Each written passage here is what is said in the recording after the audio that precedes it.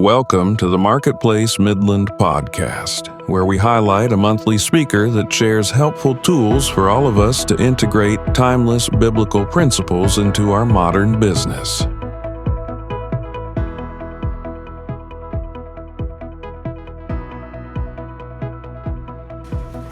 Wes doesn't let things weigh him down. Now, granted, we all fight that from time to time, but one of my favorite sayings of Wes, when you think something might weigh you down, it's like, well, if you don't like it or if it doesn't work, just tell me to kick rocks. And every time I talk to him, even if he doesn't say it to me, it's rolling around the back of my head because there's a light weight to Wes's personality. And I wrote down a couple of notes that I wouldn't forget to tell you guys, because one thing that really, every time I think of Wes, every interaction we have, whether it's in business, personal life, spiritual, giving, politically, whatever the case may be, this guy is cheerful. And he's cheerful because of Jesus. Amen. And it's unchangeable. His situation is not going to dictate his cheerfulness, because cheerfulness is a part of who he is. And he's also a hustler. Not the bad kind, right? He's the gritty kind we like out here in the Permian Basin. And last thing is that Wes finally, a couple years ago, it took some serious adversity in his life, but Wes finally got a decent haircut like a couple of us have. So, welcome to the party. You guys welcome my friend Wes Finch to the party as he speaks here today.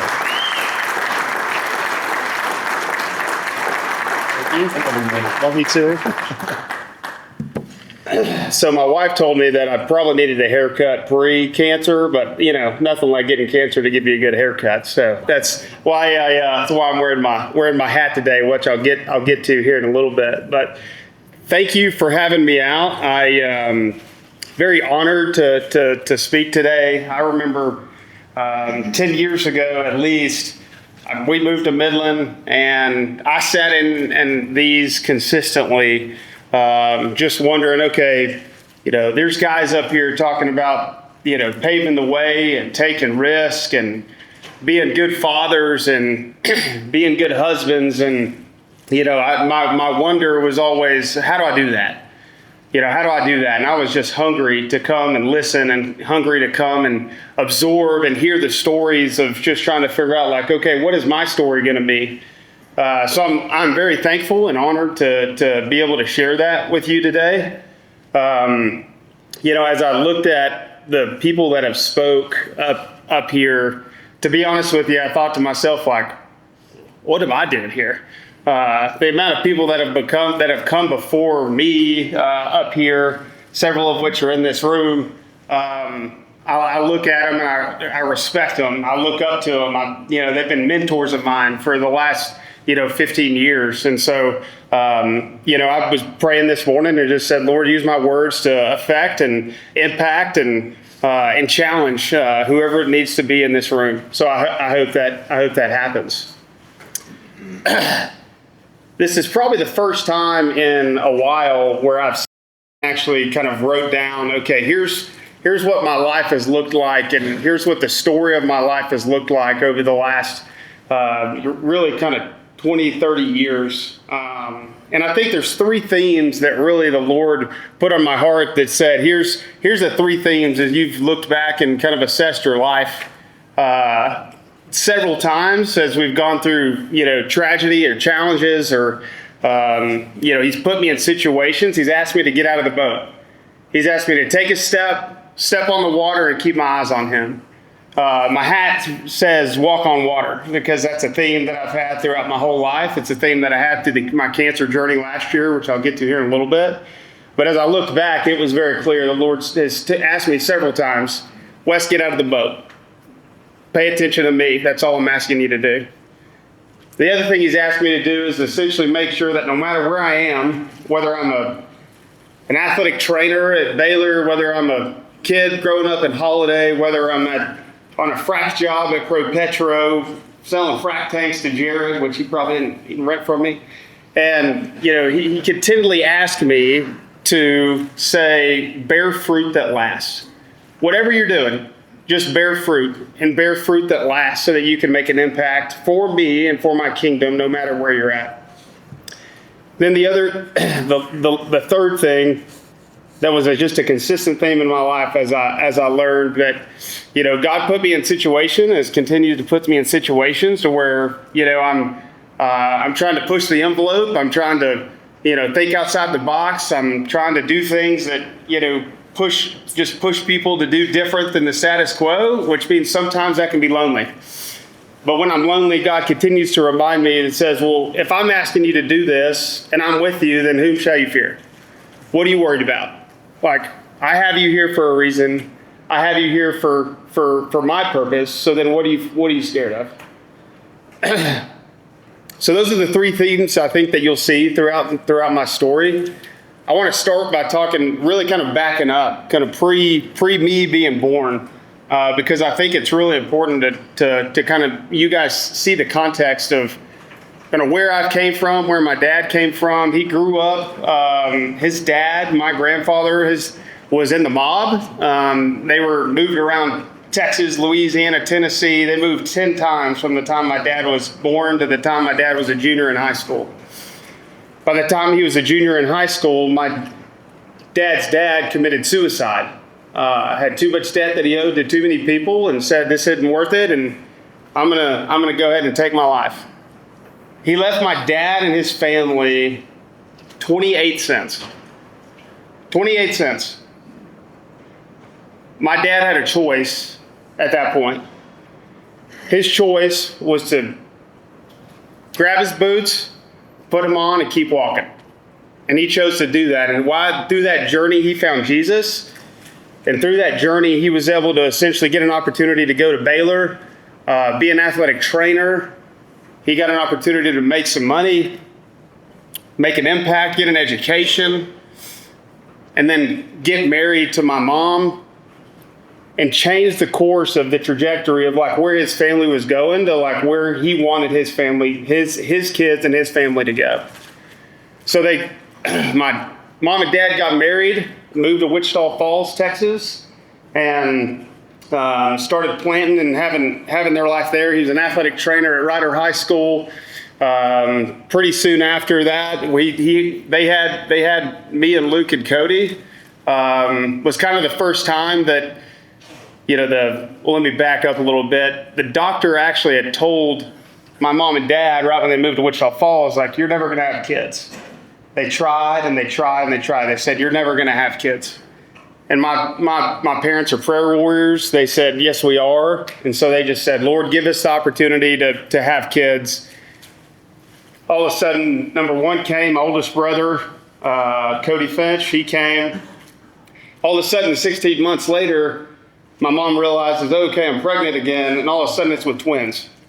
And so we had, they had 3 boys under the 20 months, and we were a wild bunch. And my mom is a saint for keeping up with us. And, just from where my dad grew up and where my dad came from, he was a man's man. They had a great Christian relationship. My dad taught us, and I say taught us, it was really more of kind of forced us to, mow the yard, work with our hands, learn how to hunt, learn how to clean a bird, just work hard and earn, do chores, do everything that we needed to. And he was really the foundation of kind of starting the work ethic that I believe that I have today and laying that foundation. We grew up in Holiday, Texas, which is right outside of Wichita Falls. Most of the time I just say Wichita Falls because nobody knows where Holiday is, but there's a handful of people in here I think know where Holiday is. Small 2A school. We went there from kindergarten all the way up to high school when we graduated. Our class was like 63 or 64 people. Why that matters is because when you look at sports or you look at any opportunity at a school that size, we did everything. Which I think was great. And we went from football season to basketball season to track season to baseball season and then back to off season, and we did it all over again. It gave us the ability to learn. The mentality in a small town was really compete and win. At Holiday, the standard was set, and it was, we're going to compete and we're going to win, and no matter what we do. And I think that was another component of just learning how to win, learning how to compete, learning what it meant to work hard, learning what it meant to grind. And so we were able to build that foundation. We also got an opportunity to try a bunch of things, which, I think also helped me, as it was like, oh, well, I can't do that. Well, sure, let's try that.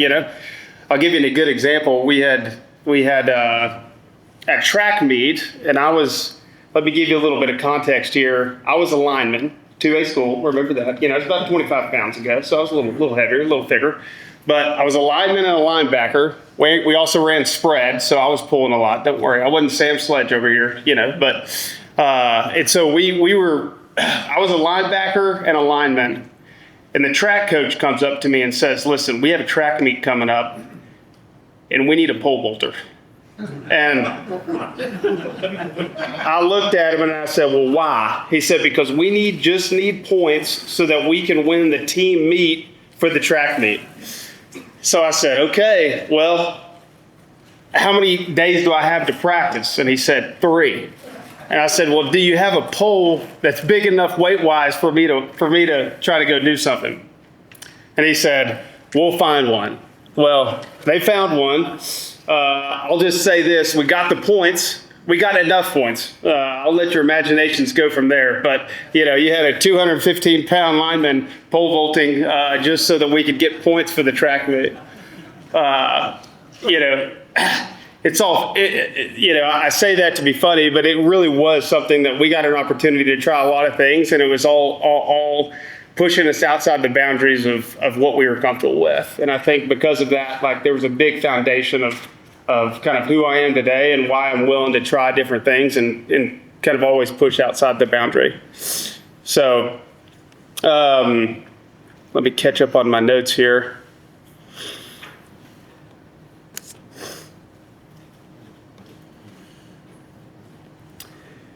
So I accepted Christ at a pretty early age. Like I said, my parents were really, they had a great marriage. They were my spiritual leaders. My dad was a mentor of mine, best friend still to today. I would say that, being in the small town, I was probably 4 or 5 when I would say that I first accepted Christ into my heart. But it was really my junior year of high school when I was at a camp called Kanakuk. And me and my brothers, we're good kids. We definitely, got into some trouble like everybody did. And, we did tons of things that, we told my parents later on, like maybe in college, like, "Hey, did you know about this?" And of course they said yes when we didn't realize that they already knew that. It's like, "Hey, did you know when we would go out to camp, we were drinking beer, And they'd be like, "Yeah, we clearly knew that." It was like, "Oh, okay, great." But we were good kids, but it was really junior year when I was sitting at Kanakuk, and Joe White, I believe his name, was essentially building the cross, telling the story, that it really resonated with me that hey, I believe, but, am I really living it? I believe, but am I really doing the things that I believe outwardly with my friends and with my peers and with my family? And so that's really when I'd say I started taking my faith seriously. Ended up getting to college, and coming from a small town, you walk into Baylor, and I know it's no A&M or Texas or UT, but it was definitely a culture shock. Got to Baylor, didn't know how to study. Half my teachers and at Holiday were my coaches, so it was usually like okay, hey, yeah, flip to page 3 and answer these 3 questions, and then come up here and let's talk about the plays from this weekend. And so, I get to college and I'm trying to learn how to study. I'm sitting there first semester, at the end of first semester, and I'm like at a 2.4 GPA or something, and I'm waiting on that last test result to come in. I'm sitting there, it's Christmas break. My dad's asking me why I'm so nervous, and I'm like, "Well, I'll tell you in a minute, everything's fine." And he comes through, I get the 2.6, and I just sit there on the couch, and I'm like, "I did it," And my dad's like, "You did what?" And I said, "Well, I got a 2.6, which means that I can pledge at the next semester, and I can do this, and this." And he looks right me in the face and he says, if you don't get hired at 2.6 this next semester, you're going to be back in Wichita Falls. And I was like, oh, yes, sir. So turned it around. About that time, freshman year, I learned a lot about myself. I learned a lot about when I say that I believe in something, people were questioning me. Even at Baylor, there was people all over the United States that were asking me questions about my faith and about, just challenging my faith. And to be honest with you, I didn't have very good answers. I grew up in, kind of the First Baptist and kind of Christian religion and household and church, but I didn't have a lot of good answers on, why I believe certain things or a conviction about what I believed. And there was a mentor of mine that I started seeking my freshman year at Baylor, and his name was Byron Weathersby. And I said, okay, if I'm going to really grow in my faith and I'm going to really stand up for what I believe in, I need somebody to come by and really help me learn what that means. And so I sat down with him, first 2 meetings. He says, okay, Wes, what do you believe? And so I sat there and gave him my spill. I said, here's what I believe. And he said, okay, great. Thanks for repeating what your pastor and your parents just have told you the last 18 years. Thanks for being a parent. I want to know what Wes Finch believes. He said, I want to know what Wes Finch believes. And I sat back and I thought to myself, well, that is what I believe, but I haven't ever put it in my own words. I've always repeated what my parents said, or I've always repeated what the pastor told me, or I was repeated what some mentor gave me some wisdom on.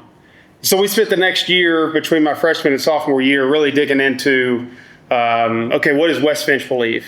What is the diagram for my life when I have to actually explain Jesus and God and the Holy Spirit and all these things? And that it was that period of my life when I really could say that I owned my faith and I was able to understand it and speak it and talk about it and debate it and really grow in who I was as a man and who I was as a person, as a friend, as a son to my parents.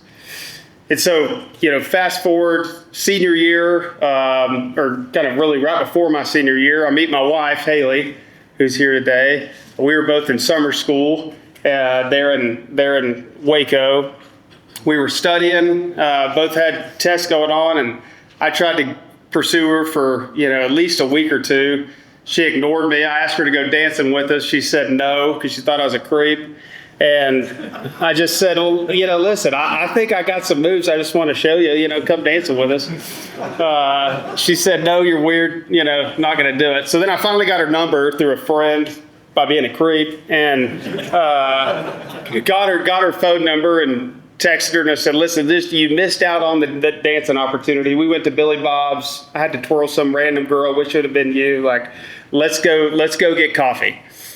So she said, okay, sounds good. We went and got coffee. I took her to the best coffee place in Waco because I had no money. We passed by the best coffee place in Waco, and she said, wait, what? There it is. She said, where are you going? I said, no, we're going to Mickey D's. I took her to McDonald's to get black coffee. Bad idea. Black coffee at 9 o'clock at night as well. We're trying to both study real hard for a test, and luckily she stayed with me, and we dated for about 4 or 5 more dates, and I knew that she was the one, and at that point asked her to become my girlfriend, and now we've been married for 13 years and have 3 beautiful kids. We got a 6-year-old, a 4-year-old, and a 1-year-old. Which we'll get to that here in a little bit too. But so fast forward, here's really where, this is kind of the pre-story here, just kind of adding context to grow it up. But this is where really the first challenge comes in and the first time God asked me to get out of the boat. My senior year, Haley and I have been dating for about 6 months, maybe. And I got the phone call that would change my life forever. Got a phone call from my dad. And they called a family meeting. He said, hey, why don't you guys come to Dallas? My brother was at A&M. My twin was at A&M. My older brother was in ETBU, so Marshall, East Texas. They said, we need to have a family meeting. And when my dad calls a family meeting, that means that you're coming. So we sit down and they look at us and they say, we just want you to know that your mom just got diagnosed with pancreatic cancer. So we're all sitting here, we're, 21 years old, and we're, probably couldn't even really grasp what that meant at that time. My mom just being faithful and very clearly the Lord asking, Wes, I'm about to ask you to get out of the boat. He's going to say, you have no choice but to keep your eyes on me. Because the statistics with pancreatic cancer were not in her favor. And so we did. We just took a step every day. We took us the next step every day. And all we could do was essentially say, okay, Lord, like, what's next? Okay, this treatment didn't work. What's the next one? Okay, this treatment didn't work. What's the next one? And, ended up, got to spend the summer with my mom. That next summer, I had graduated college. Lord only knew why that I was getting an opportunity to spend time with her because she, because of what was going to happen in the fall. And so I got to spend one-on-one time with her. I didn't really know what I wanted to do after college. I was trying to figure that out during that season. I thought, okay, well, I was an athletic trainer as a student. I got an opportunity to work and make some money and pay for college and do some of the things I needed to do while I was there. But I didn't really know what I wanted to do afterwards. Well, my mom, fast forward, we got a chance to spend a lot of time together that summer. Come probably mid-July, I get a phone call from the athletic trainer and the head athletic training AD of Baylor, and he said, hey, we're creating a position. We want you to come back and be the assistant athletic trainer for the Baylor football team. They said it's a position we're creating because of what we've done and what you've done over the last several years. Like, we want you to come do this.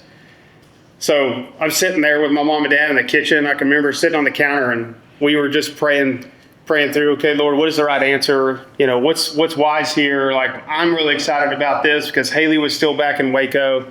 And so I knew that means I got to spend the year with her while her senior year. And my mom looked at me and she said, when we were moving you out of Waco and when we were moving you back to Wichita Falls, the Spirit spoke to me in some way and said, Wes is not done in Waco yet. When I heard that, it was just great affirmation that the Lord, continues to guide and direct us. And I said, okay, I'm going to take the job. Fast forward, I'll kind of end this story and then kind of rewind a little bit. But fast forward, November 3rd of 2011, my mom passes away. I get the phone call. We all go back to Wichita Falls. She had a stroke. We got to spend the last several days with her around. And I remember very specifically, the Lord said, hey, Finchman, no. Look at me. Stop looking at the waves. Stop looking at the thunderstorm. Stop looking at the lightning. Quit it. I asked you to step out of the boat. Keep looking at me. We had friends that we thought were good friends walk up to us, look us right in the eyes and say, well, we're going to see how much the Finch family's faith and how strong it is now. So we said, well, we were called to step out of the boat. And we're going to be faithful to stay out of the boat and our eyes on Jesus. It hurts. I wish she was still here today. But I'll tell you, we've had an opportunity to use her story and our story as a family to bring glory to his name, even with friends here. And the fact that we get an opportunity to do that is just affirmation that this is God's plan, not ours. So getting back to athletic training, started the position. I was 22. I did not have my master's, which was very standard for, you need to get your master's if you want to go work at a college. I got a chance to go work there, didn't have my master's. I was managing 2 students that were older than me, and then the students that were below me were a year younger than me. I was just in school with them taking classes the year before. So I kept praying, okay, Lord, like, why? I'm feeling lonely. I'm just going to do what you're telling me to do. I'm just going to take the next step. And he reminded me, Wes, I called you to bear fruit. Wherever you're at, let me take care of the rest. And if I've told you I'm with you, then why are you worried? So I said, okay, I'm just going to be me. So I got an opportunity to do that, got an opportunity to enjoy being an athletic trainer. That's really where I would say that I learned how to be excellent and strive for excellence and grind, being around that competitive nature and being around that competitive just mentality. Always push to be better, always push to want more, always push to figure out ways that technology or a body's going to act different, a body's going to react to an injury different. That's where I really got pushed to really just challenge myself and understand like what my boundaries are. So fast forward, we Haley and I get engaged, and about a month before we come out to Midland. Never heard of Midland in my life. Came out to Midland. She interviewed at the Texas Tech Midland College Texas Tech program, which is on Midland College campus. We go back to Waco because I was at practice that day, and she texted me, said, "Hey, I got some exciting news. I have a surprise for you when you get home." Which, you know, as men, we all love that text when we get that from our wife while we're at work. And I said, okay, get home. She says, hey, I got into Texas Tech PA program. And I was like, oh, that is great news. Which means that we were going to be apart. We were going to be apart for the first year, maybe 2 of marriage. And so I said, okay, you know what? I'm not going to let the devil take this joy away from us. We're getting married in a month. I'm going to pay $100, get the application in. Fast forward, February comes. I go on a sabbatical and said, I'm going to go pray through what the Lord has and what the decision is for us in our life to come out to Midland. I was supposed to be there for 24 hours. I got there about 5. About 10:30, I rolled back in the house, and Haley goes, what are you already doing at home? And I said, I sat down, I started praying. It was very clear. The Lord took me to 1 John 15:16. And he said, you know, I'm going to send you wherever I want you to go, and where I ask you to go, I'm just going to ask you to bear fruit. So I said, when I read that verse, it was just affirmation, and it's time to move. And I'm as a first year of marriage, we're moving to Midland together. So yes, for all of you, like my wife brought me out here. I did not bring her out here. And so we moved to Midland. I didn't know anything about the oil field. I met with David Sledge and Sam and Reese Boudreaux and Tyler and Dale. And I said, hey, I don't know anything about it, but dadgummit, I'm going to work hard. So what do we need to do? And they said, well, we know that you have a work ethic, so you just need to take that same work ethic and apply it to what we're going to put you at. And we're going to put you on the cement crew and put you on a cement crew. We're going to ask you to go with your CDL and go drive a truck for a year, and you need to learn this business from the ground up.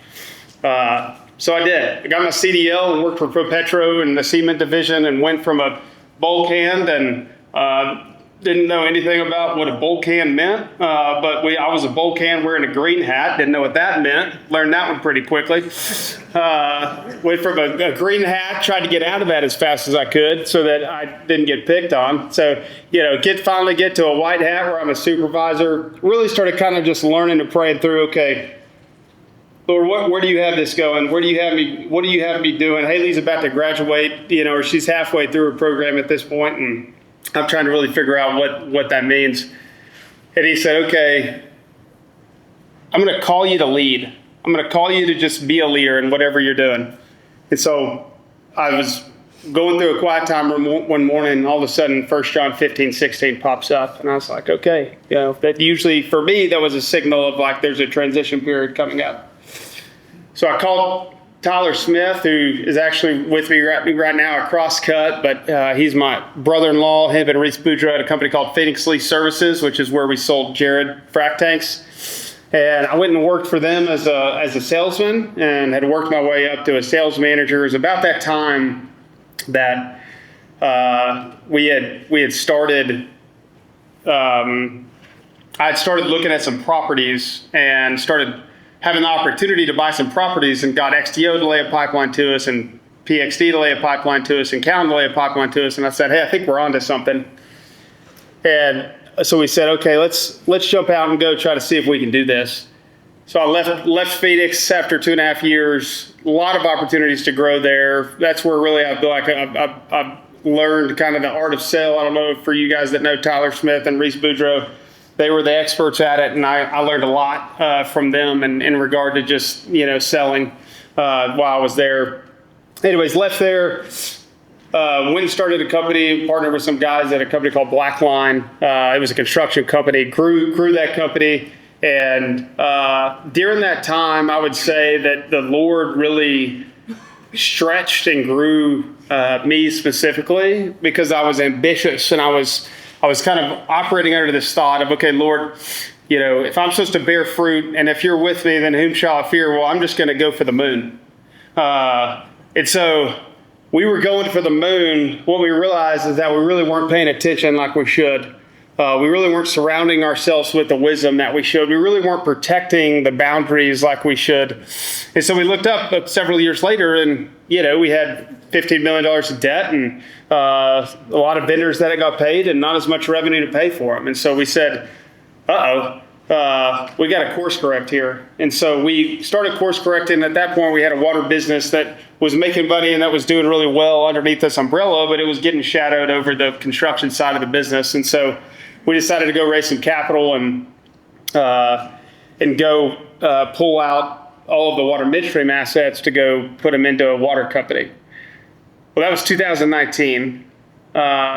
2020 hits, like all of us probably recognized and have stories from, but we're in this situation. The CFO, the day oil goes negative, assigns a big chunk of debt over to the water company just because it could handle it.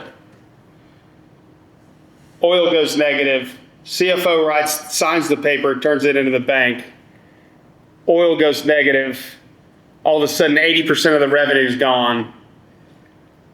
And I'm sitting there praying and going, Lord, what do we do? And that was another time he said, I'm going to ask you to get out of the boat. And it is about to be rough. I'm going to ask you to get out of the boat, and it is about to be rough. And I'm going to convince you by affirmation after affirmation that, I'm with you. So, don't worry. I'm with you. So don't worry. I had vendors calling me. We had all sorts of landowners calling me. And I was having to make decisions and saying, I have a decision to just be truthful and hit this right in the face, or I can be deceitful. And I chose, I'm just going to be truthful, and I'm just going to tell these folks, here's where we're at. We're struggling. Here's where we're at. I need help. Here's where we're at. Can we make adjustments? Here's where we're at. I need your help. If you can do it, great. If you can't, I understand. Let's figure out something to do. It was the hardest probably 6 to 7 months of my life-ish and work. And we were essentially every week we were looking at the money coming in and the payments going out, trying to figure out who we were going to pay.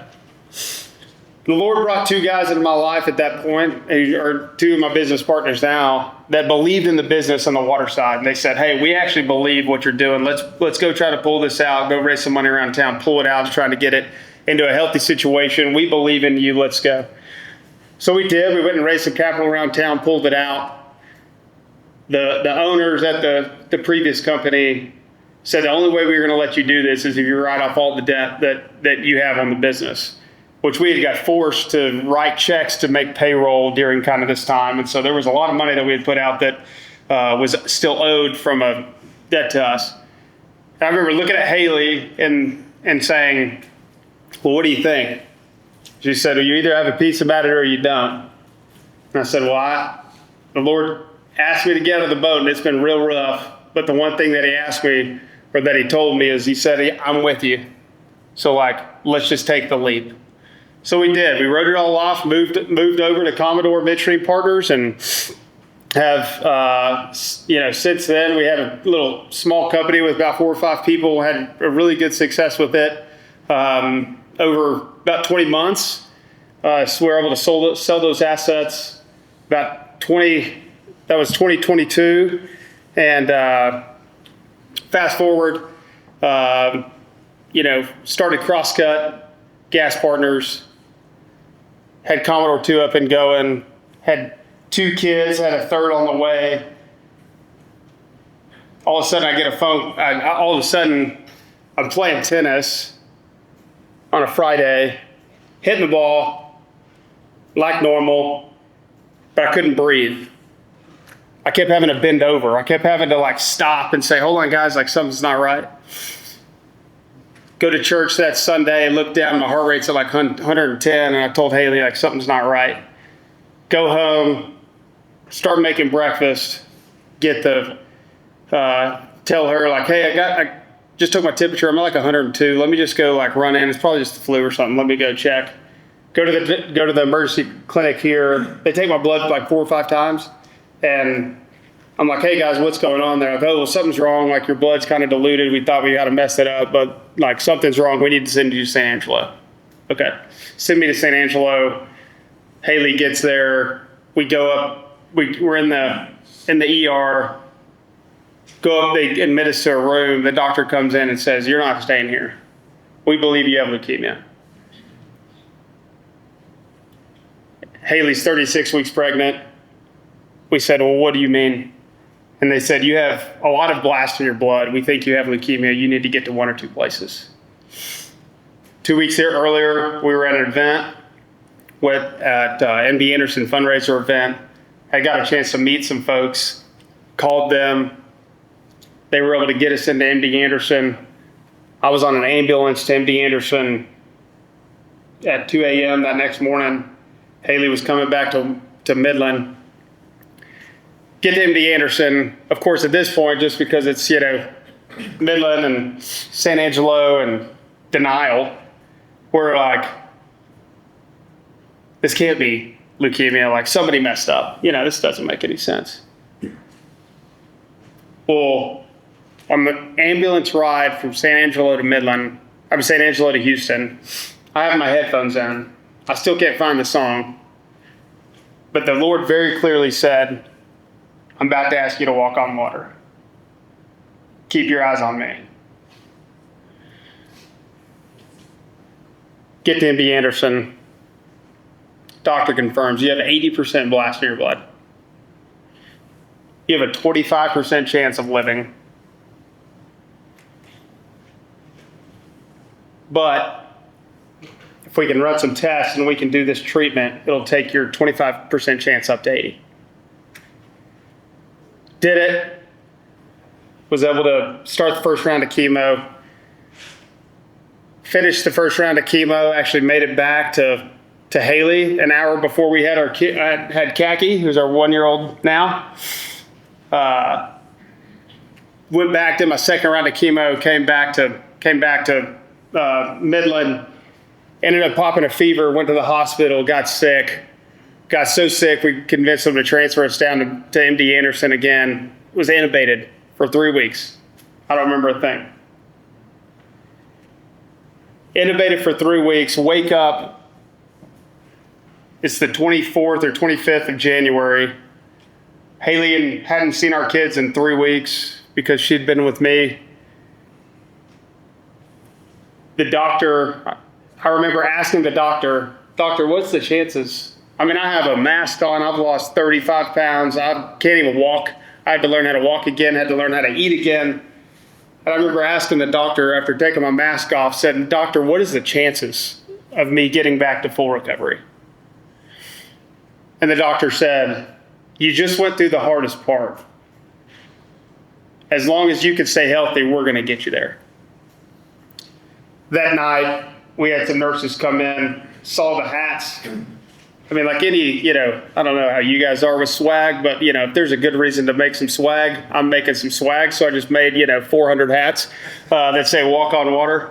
You're welcome to have one. We have them at the house if you'd like ones. But we did that because it was a story, and it was a story to be told, and it was a story to make sure that we got an opportunity while we were there to share the gospel. And so it it was good affirmation for me, because after we talked to the doctor, there was a nurse that came in, specifically referenced the hat. She said, hey, tell me about what this means.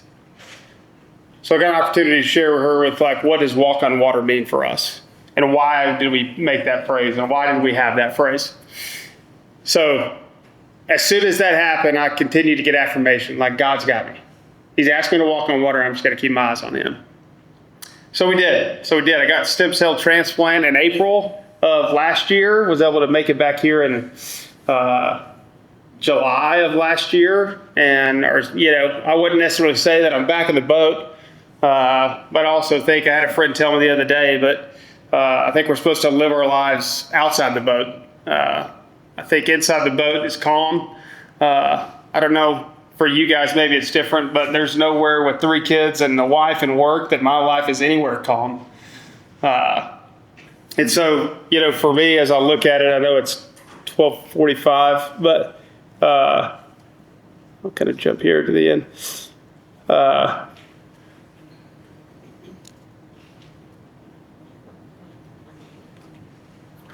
I think as I look back on our story and look back on my story, the things the themes that continue to remind me of kind of, here's who I am today, here's why I am here, why I'm here today. I mean, I'm here because of God's grace. I was on my deathbed a year ago. While I was intubated, at the end of that intubation, I remember I had a dream that the Lord that they were pronouncing me dead. And I prayed to God and said, Lord, I'm 36. I have a 1-month-old at the house. I have a wife and 3 kids. Like, this can't be it. And it was very clear that he said to me, I'm not done with you yet. Get back out there. And so because of that, as I think about the opportunity to speak, as I think about the opportunity to, just move on with life and start trying to get back into the routine of what's in Midland, my perspective is different. I know that God's not done with my story, but my dad got out of the boat and it broke a generational cycle. Our family got out of the boat after my mom passed away. Haley and I have gotten out of the boat through challenges, career changes, and uncertainty, and God has strengthened our faith every single time. And when I got diagnosed with cancer, God asked me one more time, will you trust me enough to walk on water? God has me on an assignment with this story, not to keep it quiet, but to use it for his glory.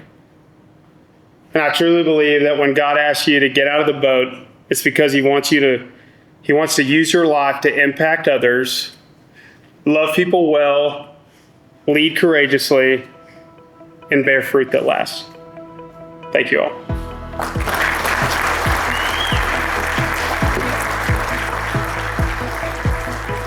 Thank you for joining us for this episode of the Marketplace Midland podcast.